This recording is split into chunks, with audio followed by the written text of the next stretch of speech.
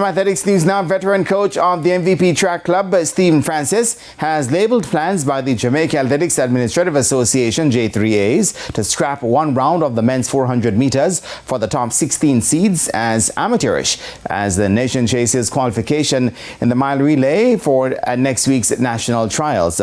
Kian Rayner caught up with Coach Francis at training on Thursday, and he did not mince his words about the J3A's approach on this latest matter. Again, it shows you the school children thinking, right?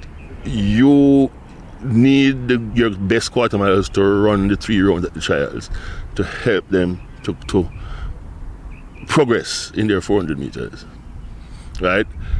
To deny them one extra round just to worry about a 4x4 is something which I think only amateurs does.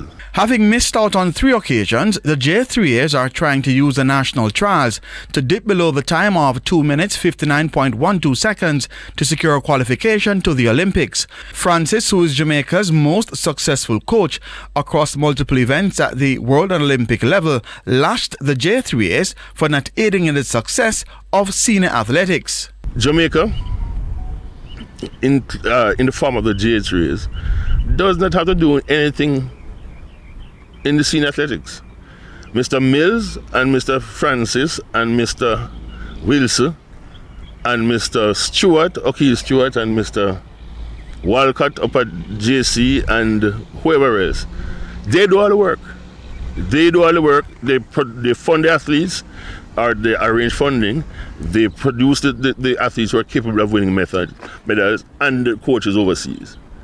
All the J3As has to do is to stay out of the way. Do not put obstacles to make it more difficult. So far, as I said before, nobody pays these athletes. The government or the J3As don't pay these athletes. Right? When all the others, most of their competitors, are funded by their federations or their governments. So therefore, do not make it harder. Francis was asked whether he is prepared to consult or serve on any committee at the J3As. I'm always available if people want my opinions, but you have to understand that there is something called the Dunning-Kruger effect, which essentially means that a lot of people who know very little believe that they know a lot. And they don't know enough to know that they know nothing.